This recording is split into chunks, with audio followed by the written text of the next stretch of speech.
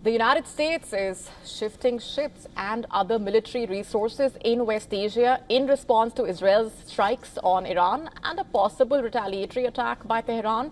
The U.S. Navy has directed the destroyer USS Thomas Hutner to begin sailing towards the eastern Mediterranean, and also has directed a second destroyer to begin moving forward so it can be available if requested by the White House.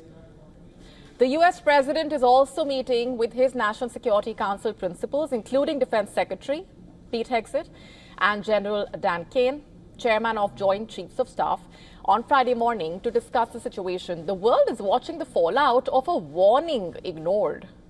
2 months ago, U.S. President Donald Trump issued Iran a 60-day ultimatum: make a nuclear deal or face the consequences. On day 61 of that deadline, Israel launched the devastating attack where dozens of Iranian military sites, nuclear facilities, top commanders were also targeted in a strike that has, in a way, shaken all of West Asia. In an interview with ABC News, U.S. President Donald Trump has made it clear Iran was warned. Trump's Truth Social post was blunt. I'm quoting, "Today is day 61. I told them what to do, but they just could not get there. Now they have, perhaps, a second chance," quote unquote.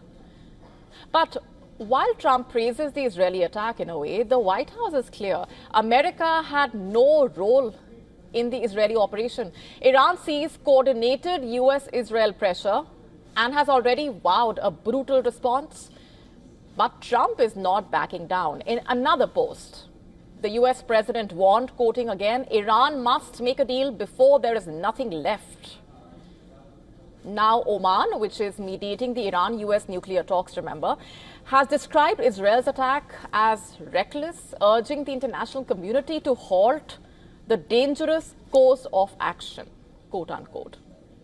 And as far as Iran is concerned, Tehran has accused Washington of providing support to Israel for the operation, but the U.S. Secretary of State reiterating that America had not been involved and that Israel had acted unilaterally in self-defense. Remember, U.S. officials have repeatedly stated that any new nuclear deal to replace the 2015 accord from which Trump withdrew must include a commitment to scrap uranium enrichment. Meanwhile, Iran insisting it wants nuclear energy only for civilian purposes. And now with the escalation, the question on everyone's mind is what happens to the talks scheduled for Sunday? They are still scheduled, but is diplomacy already dead? This was supposed to be the week a deal was reached, a deal Trump demanded. Instead, the ultimatum date has expired and tensions have hit an all-time high. Israel says the attacks were necessary. But was the strike deterrence or provocation? Was it Israel's defense or Trump's deadline that finally detonated? One thing is clear. As of now, West Asia is on the boil again. And there seems to be every indication that things might get worse before they get better.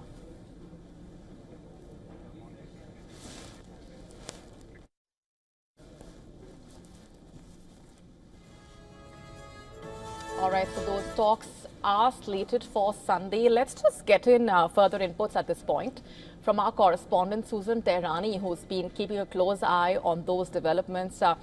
Susan, the ultimatum date has expired, like we said, and the tensions have hit an all-time high.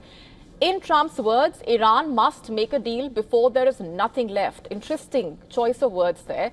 The question immediately is, what happens to those talks?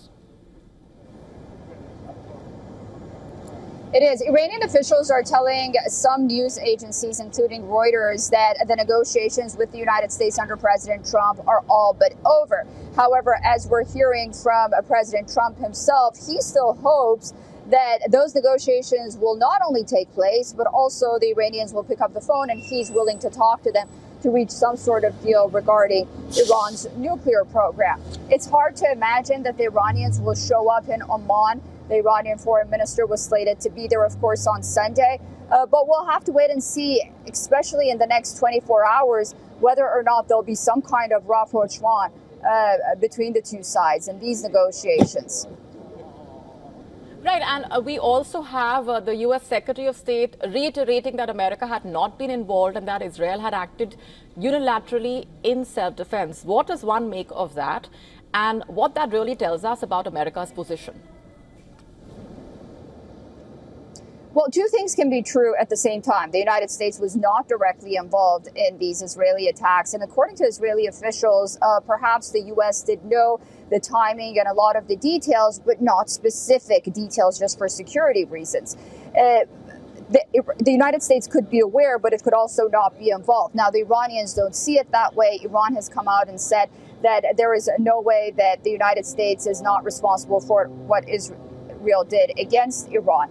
Again, it's important to note that Israel wouldn't go at this all alone by itself, but the fact that militarily and kinetically the United States wasn't involved, well, that seems to be true, at least for now. However, President Trump did reiterate that should Iran retaliate, then the United States will back Israel forcefully. He also told one of the journalists at Fox News last night, shortly after Israel's attack against Iran, that the United States has already supplied Israel's Iron Dome, resupplied it.